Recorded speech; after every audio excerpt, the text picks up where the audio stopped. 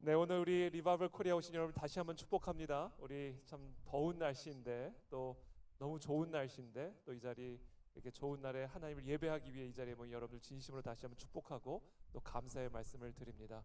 우리 서로 한번 앞뒤 옆에 분들과 인사 나누겠습니다. 축복합니다. 사랑합니다. 환영합니다. 인사 나누겠습니다.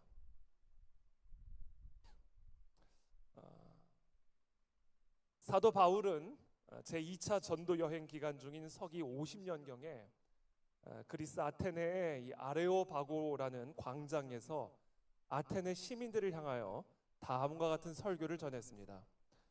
인류의 모든 족속을 한 혈통으로 만드사 온 땅에 살게 하시고 그들의 연대를 정하시며 거주의 경계를 한정하셨으니 이는 사람으로 혹 하나님을 더듬어 찾아 발견하게 하려 하심이로되 그는 우리 각 사람에게서 멀리 계시지 아니하도다. 자, 이 말씀은 어떤 의미냐면 하나님께서는 한 사람으로부터 모든 나라와 민족들을 창조하셨고 각 민족들이 어디에 살며 어느 기간 동안 존재하게 될지 한 민족의 흥망성쇠의 주기에서부터 그들이 거주하게 될 땅의 경계선까지 이 모든 것을 하나님께서 친히 지정하셨다라는 의미입니다. 이 세상의 모든 민족과 국가의 흥망성쇠 그리고 그들의 땅과 그 땅의 경계 이 모든 것들이 전부 다 하나님의 주권 안에서 결정되어지는 일이며 따라서 하나님의 주권적인 뜻과 목적을 이루기 위한 일이라는 사실을 사도 바울은 아레오바고 광장에 모인 아테네 시민들을 향하여 선포했습니다. 그로부터 약 5년 정도가 지난 서기 55년경에 사도 바울은 로마에 있는 그리스도인들에게 다음과 같은 가르침을 담은 서신서를 보냈습니다. 각 사람은 위에 있는 권세들에게 복종하라. 권세는 하나님으로부터 나지 않음이 없나니 모든 권세는 다 하나님께서 정하신 바라. 우리가 잘 알다시피 당시 로마 제국은 네로라고 하는 폭군의 통치하에 있었던 시기였습니다. 그리고 그 기간 동안 로마에 거주하고 있던 그리스도인들은 그들의 신앙 때문에 말로 다 할 수 없는 박해와 압제를 당하던 시기였습니다. 그와 같은 로마의 그리스도인들을 향하여 사도 바울은 위에 있는 권세들에게 복종하라.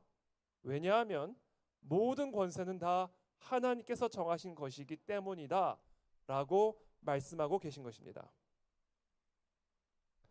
지난 6월 3일 우리는 앞으로 5년간 대한민국을 이끌어가게 될 새로운 대통령을 뽑았습니다. 저도 그날 투표를 한 후에 아주 긴장이 되는 마음으로 하루 종일 투표 결과를 기다리며 기도했습니다. 과연 하나님은 어떤 사람을 대한민국의 지도자로 세워주실 것인가? 모든 권세는 하나님으로부터 나오는 것이라 했는데 하나님은 과연 어떤 지도자를 대한민국의 지도자로 선택하실까? 그렇게 궁금해하며 식사를 먹는 것도 잊어버린 채 긴장된 마음으로 기도하는 그런 하루를 보냈습니다. 그리고 하나님은 이재명 후보에게 앞으로 5년간 대한민국을 이끌어갈 수 있는 대통령으로서의 권세를 허락하셨습니다.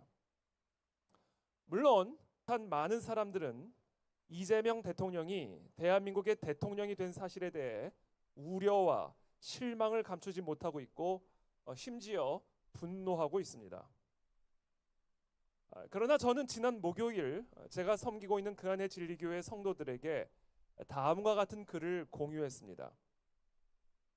지난 6월 3일 대선을 통해 대한민국 21대 대통령으로 이재명 후보가 당선이 됐습니다. 이 땅의 모든 지도자들은 하나님의 뜻을 이루는 하나님의 도구에 불과합니다. 이재명 대통령 역시 하나님께서 세우신 지도자이니 이 종을 통해 이 땅에 하나님의 뜻이 반드시 이루어질 것입니다. 하나님께 모든 감사와 영광을 올려드립니다. 할렐루야. 이와 같은 글을 우리 그안의 진리교회 성도들에게 나누었습니다. 그리고 바로 이어서 제 SNS에도 이 글을 똑같이 공유했습니다. 그리고 얼마 되지 않아 몇 개의 답글이 올라왔습니다. 그중 몇 가지를 여러분들과도 함께 나누고자 합니다. 참고로 이 답글을 올린 분들이 누구인지 여러분들이 알 수 없도록 현재 제 SNS에서는 삭제되어 있는 상태임을 미리 말씀을 드립니다. 두 개의 답글을 여러분들과 나누겠습니다. 혹시 죄송하지만 하나님의 한국을 향한 마음이 어떤지 아시는지요? 의인 한 명이 없어서 그런 것은 알지만 주님을 대적하는 사람이 종이 될 순 없겠죠. 미안합니다. 라는 댓글이었습니다. 또 다른 댓글을 소개해 드리겠습니다. 하나님의 뜻이라서 김정은이 북에 있는 동포들은 70년간 자유가 없게 하는 것도 하나님의 영광을 위해서군요. 시진핑이 교회를 핍박하고 교회를 불태우는 것도 하나님의 뜻과 영광을 위해서군요. 이재명을 통해 대한민국의 하나님의 어떤 뜻이 이루어질 것 같습니까? 공산화가 되면 하나님이 영광을 받으십니까? 라고 하는 댓글이었습니다. 저는 이 분들의 마음이 너무나 이해가 되고 또 이와 같은 답글을 남긴 이후에도 저는 충분히 공감을 합니다. 현재 중국과 북한에 있는 그리스도인들은 물론이거니와 사도 바울 당시 로마에 살고 있던 그리스도인들 역시 네로 황제와 그의 만행에 대해 분명히 그와 같은 마음을 품고 있었을 것입니다. 주님을 대적하는 황제가 하나님의 종이라고요? 네로 황제를 통해 로마 제국의 하나님의 어떤 뜻이 이루어질 수 있을 것이라고 생각하십니까? 네로 황제가 로마 제국 내에 있는 모든 초대 교회들을 말살하면 하나님이 영광을 받으십니까? 저는 이 사도 바울 역시 이들의 마음을 충분히 이해하고 또 공감했을 거라 확신합니다. 그러나 공감은 공감이고 진리는 진리입니다. 사도 바울은 그들의 질문에 다음과 같이 답변했습니다. 로마 교회 성도 여러분, 네로 황제의 압제하에서 고통받고 신음하는 하나님의 백성 여러분, 이 땅의 모든 권세는 다 하나님께서 정하시는 것입니다. 사도 바울의 이와 같은 가르침은 당시 로마의 그리스도인들에게 인기 있는 가르침은 결코 아니었을 것입니다. 공감보다는 반발을 일으켰을 것입니다. 그러나 그것이 하나님의 말씀입니다. 저는 제 SNS 상에 답글을 올린 분들에게 별도의 답변은 하지 않았습니다. 혹시 그분들이 오늘 제 설교를 듣거나 심지어 이 자리에 함께하고 계실지도 모르겠습니다. 제가 개인적으로 아는 분들은 아니었습니다. 저는 그분들의 마음에 일정 부분 공감을 표현하면서도 오늘 이 자리를 빌어서 이 자리에 함께한 모든 분들과 함께 그 답글에 대한 저의 답변을 드리고자 합니다. 성경에서 아수르 제국은 과거의 소련이나 오늘날의 중국과 같이 하나님을 대적하며 하나님의 백성들을 핍박하는 오만한 악의 제국이었습니다. 그러나 놀랍게도 하나님은 그와 같은 악의 제국 아수르를 자신의 뜻을 이루는 자신의 종 하나님의 도구라고 부르셨습니다. 이사야서 10장 5절에서 6절입니다. 아수르 사람은 화 있을진저 그는 내 진노의 막대기요 그 손의 몽둥이는 내 분노라. 하나님은 지금 이 아수르 사람에게 화가 있을 것이라고 말하시면서도 그를 나의 진노의 막대기요 내 분노의 몽둥이라고 말씀하십니다. 하나님의 손 안에 있는 도구요 하나님의 종이라는 것입니다. 그러면서 이렇게 말씀하십니다. 내가 그를 보내어 경건하지 아니한 나라를 치게 하며 내가 그에게 명령하여 나를 노하게 한 백성을 쳐서 탈취하며 노략하게 하며 또 그들을 길거리에 진흙같이 질밟게 하려 하거니와. 여기서 말하는 경건하지 아니한 나라는 바로 북이스라엘을 의미합니다. 하나님은 지금 이 아수르 사람들에게 명령하여 그리고 그들을 보내어 경건하지 아니한 북이스라엘을 치게 하셨다. 라고 말씀하고 계시는 것입니다. 그리고 그들을 노략하게 하시고 길거리에 진흙같이 짓밟게 하신다라고 말씀하고 계십니다. 자, 이것이 바로 하나님의 말씀입니다. 그러면서도 7절에 이렇게 말씀하십니다. 그의 뜻은 이같지 아니하며 그의 마음의 생각도 이같지 아니하고 다만 그의 마음은 허다한 나라를 파괴하며 멸절하려 하는도다. 그래서 이 아수르 사람들에게 화를 내릴 것이다 라고 말씀하고 계시는 것입니다. 자, 이것이 무슨 말씀인가? 하나님 보시기에 경건하지 않은 이스라엘을 치시기 위한 몽둥이로 하나님은 아수르를 선택하셨고 하나님의 종으로서 이들을 북이스라엘 사람들에게 보내어 명령하셨다. 그러나 이 아수르 사람들은 나의 종이 되기를 넘어서서 그저 허다한 나라를 파괴하고 멸절하는 데만 혈안이 되어 있다. 나는 이들을 나의 백성 북이스라엘을 치기 위한 나의 도구로 삼았거늘 이 아수르는 나의 마음과 같지 않아 그냥 온 세상을 자신의 제국으로 삼는 일에만 혈안이 되어 있다. 그러면서 계속해서 말씀하십니다. 그러므로 주께서 주의 일을 시온산과 예루살렘에 다 행하신 후에 아수르 왕의 그 완악한 마음의 열매와 높은 눈의 자랑을 벌하시리라. 그의 말에, 이 아수르 왕의 말에 나는 내 손의 힘과 내 지혜로 이 일을 행하였나니 나는 총명한 자라. 열국의 경계선을 걷어치웠고 그들의 재물을 약탈했으며 또 용감한 자처럼 위에 거주한 자들을 낮추었으며 내 손으로 열국의 재물을 얻은 것은 새 보금자리를 얻음 같고 온 세계를 얻은 것은 내버린 알을 주음 같았으나 날개를 치거나 입을 벌리거나 지저귀는 것이 하나도 없었다 하는도다. 이 아수르 왕의 교만함을 하나님이 말씀하고 계시죠. 이 아수르 왕은 내 손에 있는 도구요 내 명령에 따라 움직이는 종에 불과한 것인데 스스로 자기를 높여 마치 자신이 온 세계를 자기 마음대로 얻을 수 있는 것이냐 교만하기 짝이 없게 구는 이 아수르와 아수르 왕에 대한 하나님의 심판을 동시에 예고하고 있는 것입니다. 그러면서 15절에 이렇게 말씀하십니다. 도끼가 어찌 찍는 자에게 스스로 자랑하겠으며 톱이 어찌 켜는 자에게 스스로 큰 체하겠느냐. 아니 도끼를 찍는 사람의 손 안에 있는 도끼가 어찌 도끼를 찍는 자에게 스스로 자랑을 하겠느냐. 톱을 켜는 자의 손 안에 있는 톱이 어떻게 스스로 잘난 체 하겠느냐. 이는 마치 막대기가 자기를 드는 자를 움직이려 하며 몽둥이가 나무 아닌 사람을 들려함과 같음이로다. 이것이 마치 아수르와 아수르 왕이 하고 있는 일이다. 하나님의 손 안에 있는 이 막대기가 자기를 움직이는 자를 오히려 움직이려 하고 있으니 그러므로 주 만군의 여호와께서 살찐 자를 파리하게 하시며 그의 영화 아래에 불이 붙는 것 같이 맹렬히 타게 하실 것이라 라고 하나님은 말씀하고 계십니다. 그렇습니다. 아수르 왕은 북이스라엘을 치기 위해 하나님의 명령을 따라 하나님의 보냄을 받은 하나님의 종이요 하나님의 도구였습니다.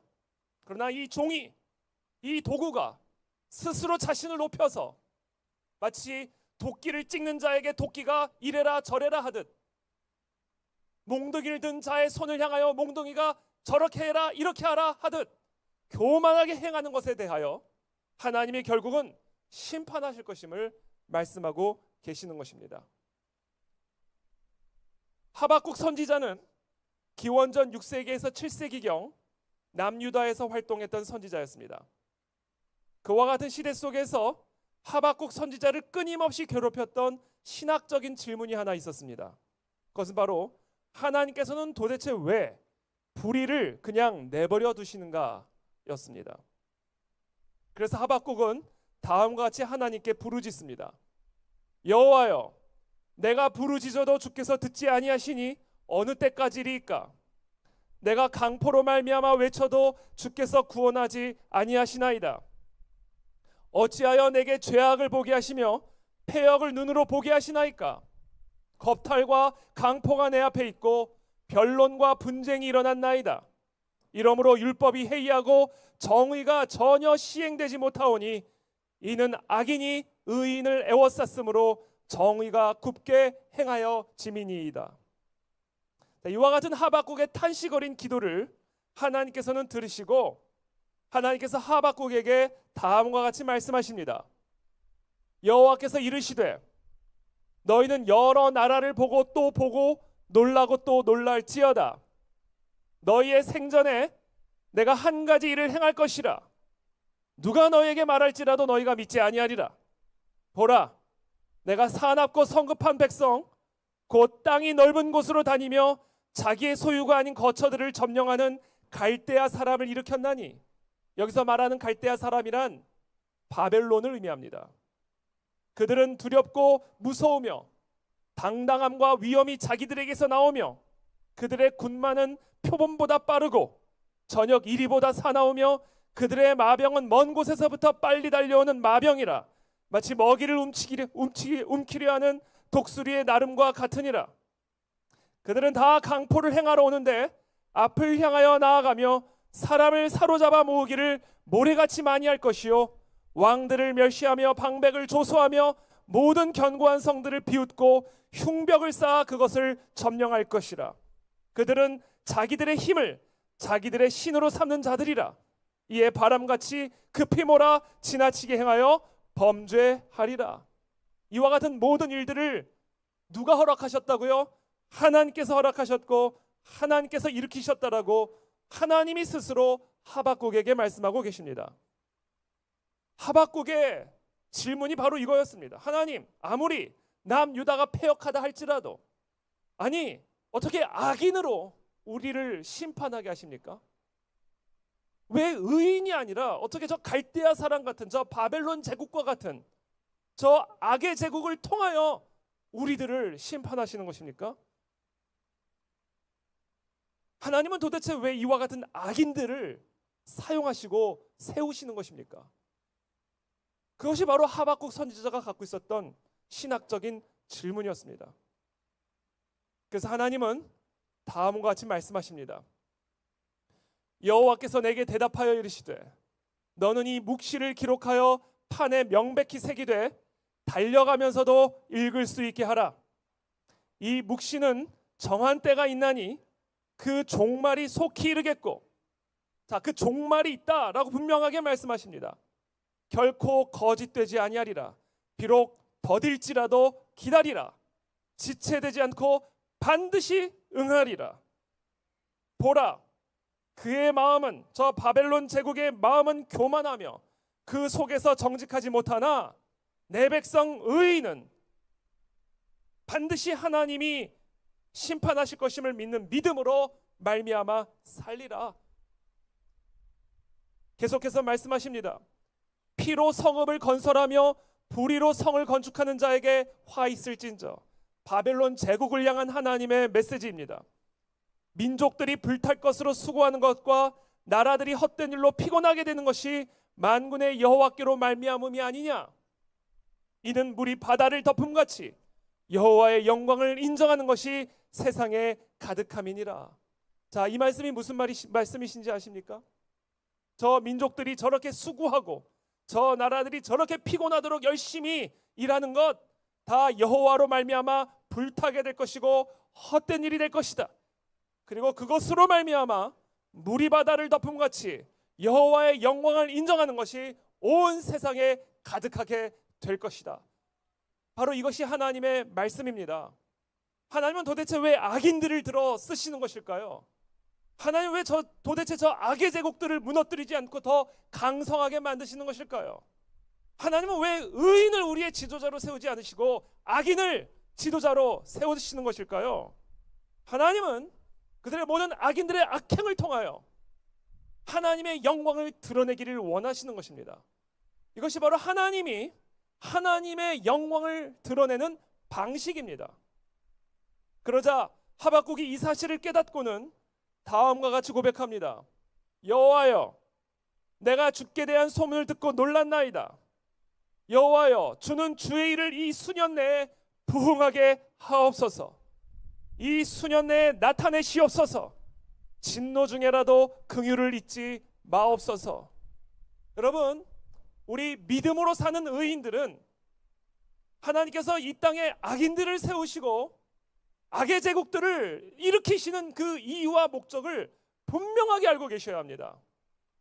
그것은 그들의 악행을 벌하심으로써 하나님의 영광을 물이 바다 덮음 같이 가득하게 하기 위한 하나님의 주권적인 역사인 것입니다. 하나님이 연약해서가 아닙니다. 하나님이 우리의 기도를 듣지 않으셨기 때문이 아닙니다. 이것이 하나님이 이 땅에 하나님의 영광을 드러내시며 부흥을 일으키시는 하나님의 방법인 것입니다. 그래서 하박국은 말할 수 없는 탄식으로 이 하박국 선지서를 시작해서 결국에는 그 주권적인 하나님에 대한 말할 수 없는 탄성으로 이 선지서를 마무리 짓습니다. 비록 무화과 나무가 무성하지 못하며 저 바벨론 제국으로 인하여 포도나무에 열매가 없으며 저 바벨론의 악인들로 말미암아 감람나무에 소출이 없으며 밭에 먹을 것이 없으며 우리의 양이 없으며 외양간에 소가 없을지라도 나는 만군의 여호와로 말미암아 즐거워하며 나의 구원의 하나님으로 말미암아 기뻐하리로다. 바로 이것이 하박국의 간증입니다. 이스라엘 백성들은 400년 동안 애굽의 바로 왕의 노예로 살아왔습니다. 무려 400년입니다. 바로와 같이 스스로를 신으로 참칭하는 이 악한 군주를 통해 도대체 어떤 하나님의 뜻이 이루어질 수 있었겠습니까? 그러나 사도 바울은 로마 교회 성도들에게 다음과 같이 말하고 있습니다. 성경이 바로에게 이르시되 내가 이 일을 위하여 너를 세웠으니 그 일이란 무엇입니까? 곧 너로 말미암아 너 바로로 말미암아 내 능력을 보이고 내 이름이 온 땅에 전파되게 하려 함이라 하셨으니. 그렇습니다, 여러분. 하나님은 바로를 세우셨고 바로를 더욱 완악하게 하셨습니다. 그렇게 하신 이유가 무엇이라고 말씀하십니까? 너로 말미암아 내 능력을 보이고 내 이름이 온 땅에 전파되게 하려 함이라 하셨으니. 그런즉 하나님께서 하고자 하시는 자를 긍휼히 여기시고 하고자 하시는 자를 완악하게 하시느니라. 언뜻 이해하기는 쉽지 않지만 또 받아들이기도 쉽지 않지만 주권자 하나님은 바로와 같은 이 악한 지도자를 자신의 능력을 보이고 하나님의 이름이 온 땅에 전파되게 하는 도구로 사용하십니다. 그리고 그것이 주권자 하나님께서 하나님의 주권을 온 땅에 드러내시는 방식입니다. 물론 이와 같은 하나님의 방식이 우리 인간들의 눈에 보기에는 하박국 선지자가 그랬던 것처럼 소화가 되지 않는 것이 사실입니다. 그러나 우리는 그와 같은 소화력을 키워야만 합니다.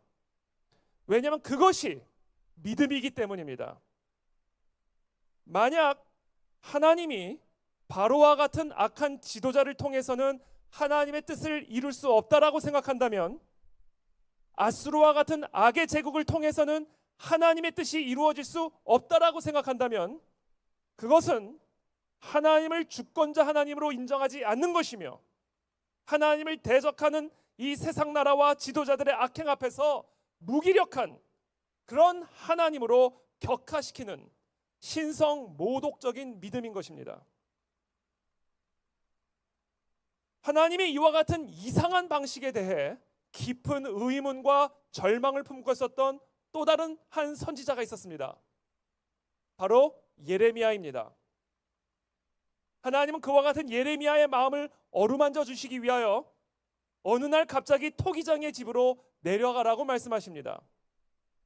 하나님의 명령을 따라 토기장의 집으로 내려가 보니 한 토기장이가 진흙으로 토기를 농로에서 만들고 있는데 진흙으로 만든 그릇이 토기장의 손에서 어그러지자 다시 자기 의견에 좋은 대로 다른 그릇을 또다시 만들고 있는 장면을 보게 되었습니다. 바로 그 순간 여호와의 말씀이 예레미야에게 임하셨습니다. 그것이 바로 오늘 우리가 함께 읽은 본문입니다. 여호와의 말씀이니라. 이스라엘 족속아, 이 토기장이가 하는 것 같이 내가 능히 너희에게 행하지 못하겠느냐? 이스라엘 족속아, 진흙이 토기장의 손에 있음 같이 너희가 내 손에 있느니라. 하나님은 이 땅의 모든 나라와 지도자들, 모든 정치적인 현실이나 역사적인 흐름들, 설령 그것이 하나님의 뜻을 명백하게 대적하는 것들이요 대적하는 자들이라 할지라도 그 모든 것들은 토기장의 손 안에 있는 진흙덩어리들이며, 하나님은 그 모든 것들을 자신의 뜻에 좋은 대로 하나님의 능력과 영광을 알리는 도구로 사용하십니다.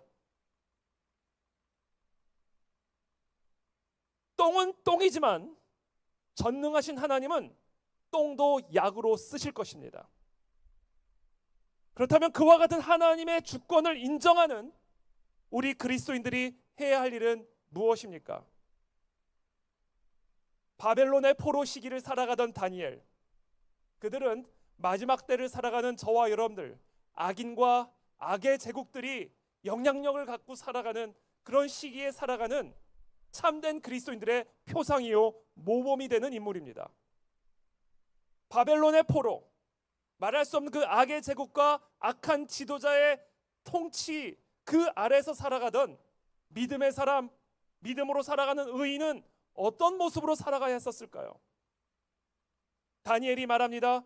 영원부터 영원까지 하나님의 이름을 찬송할 것은 지혜와 능력이 그에게 있음이로다. 그는 때와 계절을 바꾸시며 왕들을 패하시고 왕들을 세우시며 지혜자에게 지혜를 주시고 총명한 자에게 지식을 주시는도다. 시편의 기자는 다음과 같이 고백합니다. 주여, 주께서 지으신 모든 민족이 와서 주의 앞에 경배하며 주의 이름에 영광을 돌리리이다. 이제 말씀을 맺겠습니다. 요한계시록은 로마 황제의 박해와 압제 속에서 살아가던 소아시아 지역의 7교회 성도들, 그리고 그들과 같이 마지막 때를 살아가고 있는 우리 모든 그리스도인들이 마주하게 될 다양한 음녀들과 짐승들, 용들과 옛뱀의 통치 아래서 우리들이 어떤 관점을 가지고 어떤 방식으로 살아가야 할지를 가르쳐 주시기 위해 허락하신 묵시록입니다.